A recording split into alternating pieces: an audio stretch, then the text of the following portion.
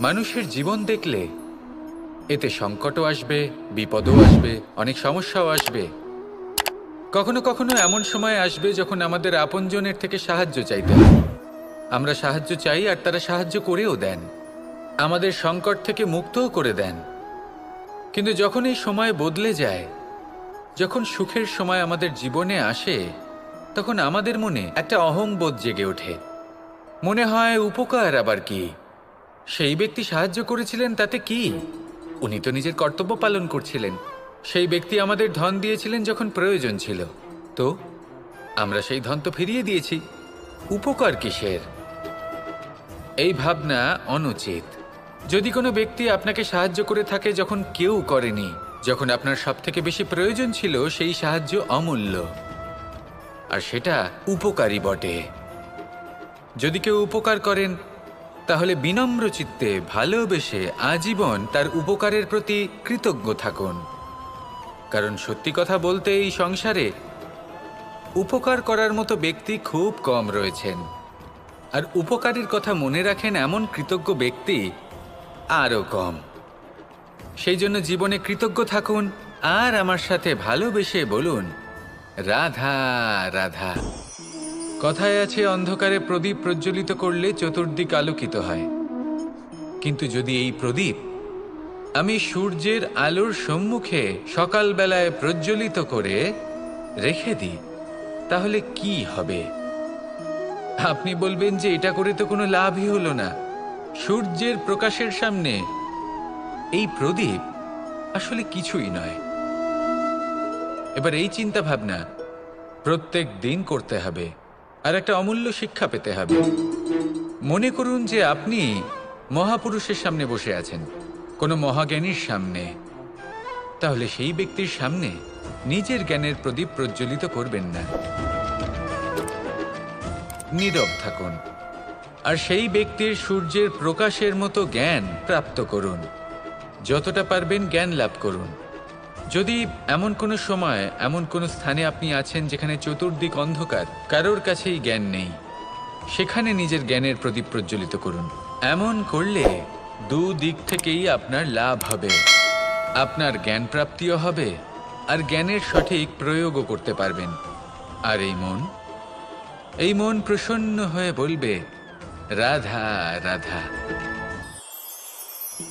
আমি রাধাকে ভালোবাসি, আর এই কথাটা সমগ্র সংসার জানে। আর সময় অন্তরে লীলার দ্বারা, বিভিন্ন ঘটনা দ্বারা, কর্মের দ্বারা আমি নিজের এই ভালোবাসা রাধার সামনে প্রকাশ করি। এবার আপনি বলবেন, এসবের কি প্রয়োজন? রাধা কি এই কথা জানে না যে কৃষ্ণ তাকে কতটা ভালোবাসে? অবশ্যই জানে, কিন্তু এই যে ভালোবাসা, তা মনে রেখে দেওয়ার জন্য নয়, তা প্রকাশ করার জন্য। আর বারংবার এই ভালোবাসাকে প্রকাশ করা উচিত, উচিত সময় এবং উচিত সুযোগ দেখে। কিরকম? এবার যদি আপনি প্রেমীর সাথে কোনো উৎসবে থাকেন, তাহলে তার সাথে নৃত্য সঙ্গীত করুন। যদি ভিড়ের মাঝে থাকেন, তখন প্রেমীকে সম্মান করুন, একান্তে প্রসাধন করুন। দুঃখের সময় তার হাত ধরে থাকুন, সুখের সময় আলিঙ্গন করে রাখুন। এই প্রেম যত প্রকাশ করবেন, ততই এই প্রেমের বৃদ্ধি হবে। এই প্রেম আরো বেশি গভীর হবে, অটুট হবে। তাই এই প্রেমকে মনে নয়, আপনার জীবনে স্থান দিন। মন খুলে প্রকাশ করুন আর আমার সাথে ভালোবেসে বলুন, রাধা রাধা। এবার ধরুন আমাকে দ্বারকা থেকে হস্তিনাপুর যেতে হবে, আর পথে আমি প্রত্যেকটা এমন স্থানে দাঁড়াচ্ছি যেখানে আমার মন আপ্লুত করার মতো কোনো দৃশ্য দেখতে পাচ্ছি, বা কোনো ব্যক্তিকে দেখতে পাচ্ছি, বা কোনো প্রসঙ্গ দেখতে পাচ্ছি, বা কোনো নাটক দেখতে পাচ্ছি। তাহলে কি আমি কখনো হস্তিনাপুরে উচিত সময়ে পৌঁছতে পারবো? কখনোই নয়। মানুষকেও ঠিক এই কথাটাই মাথায় রাখতে হবে। মানুষ মনের মধ্যে একটা লক্ষ্য স্থির করেন, সেই পথে অগ্রসর হয়ে পড়েন।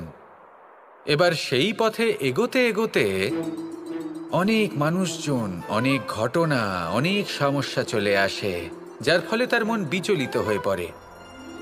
যদি মন বিচলিত হয়ে যায়, তাহলে লক্ষ্যের প্রতি কিভাবে একাগ্রচিত্ত হবেন?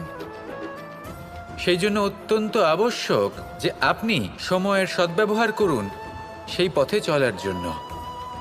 সেই পথে সামনে এগোতে থাকুন, চোখ থাকবে শুধু লক্ষ্যের দিকে। যখনই আপনি বুঝবেন যে আপনি লক্ষ্যভ্রষ্ট হচ্ছেন, আবার সেই পথে নিজেকে টেনে আনুন। ঠিক এইভাবেই এগোতে থাকুন, সাফল্যের শিখরে গিয়ে পৌঁছন, আর সেখানে গিয়ে আনন্দের সাথে উচ্চ স্বরে বলুন, রাধা রাধা। কি অমূল্য, কি সুন্দর এই রত্ন।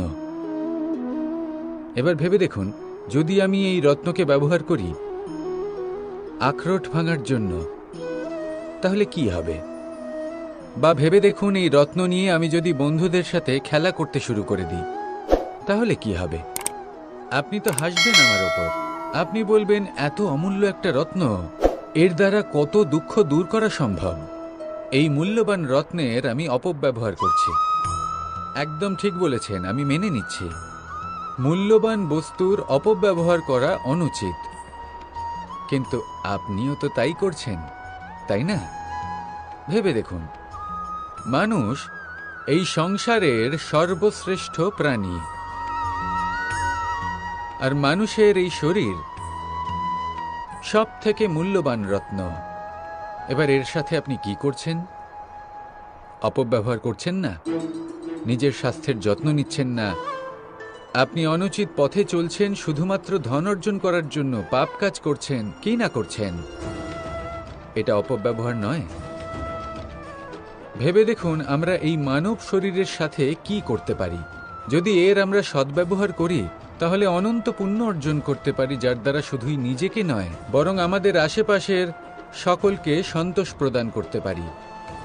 তাই সংকল্প নিন, এটাই যে মানব শরীরের আমি সদ্ব্যবহার করব, পুণ্যের পথে চলব, সকলের মঙ্গলের জন্য, সকলের প্রসন্নতার জন্য। এই কর্ম করুন, এই পথে চলতে থাকুন। এই মন সন্তোষ বোধের সাথে বলবে, রাধা রাধা। এই সংসারে আমি একজন কুশল সারথি হিসেবে প্রসিদ্ধ, কিন্তু এমনটা ঠিক কেন? কারণ আমি প্রত্যেকটা মুহূর্তে রথের নিয়ন্ত্রণ নিজের হাতে পূর্ণরূপে রাখি। যেই না রথ পথভ্রষ্ট হয়ে পড়ে, সেই মুহূর্তে তাকে সঠিক পথে নিয়ে আসি। শুধু সেই জন্য সবাই আমাকে কুশল সারথি বলে। এবার আপনাকেও আপনার জীবনে কুশল সারথি হয়ে উঠতে হবে, অর্থাৎ আপনাকে রথ চালাতে হবে না, শুধু আবেগের উপর নিয়ন্ত্রণ রাখতে হবে। কখনো কখনো জীবনে এমন কাজ আসে যেখানে মন রসবোধ খুঁজে পায় না, তখন মন বারংবার সেই পথ থেকে সরে যায়, সেই পথ থেকে বিচলিত হয়ে মন অন্যদিকে চলে যায়।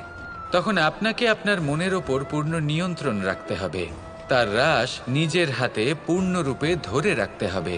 যেই না মন পথভ্রষ্ট হবে, তাকে পথে নিয়ে আসতে হবে, আবার পথ হারাবে, আবার পথে নিয়ে আসতে হবে। তাই মনে রাখবেন, যদি আপনি নিজের মনকে নিয়ন্ত্রণ করতে পারেন, নিজের জীবনকেও নিয়ন্ত্রণ করতে পারবেন। নিজের জীবনে কুশল সারথি হয়ে উঠুন, তাহলে মনোবাঞ্ছিত স্থানে এবং লক্ষ্যে পৌঁছতে পারবেন। আর তখন এই মন আর এই জীবন প্রসন্ন হয়ে বলবে, রাধা রাধা। একবার একটা শেয়াল বনে বিচরণ করছিল। ও একটা ছোট্ট শাবক দেখতে পেল। ও ভাবলো, আজ একেই আমি খাবার হিসেবে গ্রহণ করব। আশেপাশে দেখলো, কেউ দেখছে না তো, কেউ ছিল না, আর সেই শাবকের ওপর আক্রমণ করলো, যা হলো একটা ঘোর অপরাধ।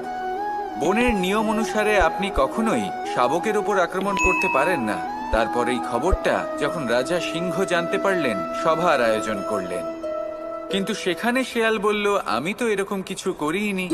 কিন্তু যদি আপনি এরকম বলেন, কোনো প্রমাণ দিন, এর কোনো সাক্ষী আছে? তখন রাজা সিংহ পেঁচাকে ডেকে পাঠালেন, যে সেই মুহূর্তে বৃক্ষের শাখার ওপর বসেছিল, সে সব কিছু দেখেছিল। পেঁচা সব সত্যি কথা বলল, আর শেয়ালকে মৃত্যুদণ্ড দেয়া হলো। এবার এই কাহিনী আমি আপনাকে কেন শোনালাম? কারণ মানুষও কখনো কখনো এরকম কর্ম করেন যা শিয়াল করেছে। এটা ভাবেন, কেউ দেখছে না যখন, আমি অনুচিত কর্ম করতেই পারি। কিন্তু না, আপনি যাই করুন না কেন, কেউ না কেউ অবশ্যই তা দেখছে। কোনো ব্যক্তি না হলেও কোনো প্রাণী, না হলে কোনো যক্ষ বা দেব বা প্রেত। যদি এনারা কেউ না দেখেন, তাহলে ধরিত্রী মাতা দেখেন, যেখানে দাঁড়িয়ে আপনি সেই কর্ম করছেন, তাই না? তাই একটা কথা সবসময় মনে রাখবেন, কে দেখছেন কে দেখছেন না সেই বিষয়ে ভাবা ছেড়ে দিন। এটা খুব সহজ কথা, আপনি যদি উচিত কর্ম করেন উচিত ফল পাবেন, যদি অনুচিত কর্ম করেন তাহলে আপনি অনুচিত ফল অবশ্যই পাবেন। সেই জন্য উচিত পথে চলতে থাকুন, উচিত কর্ম করতে থাকুন, আর আমার সাথে ভালোবেসে বলুন রাধা রাধা।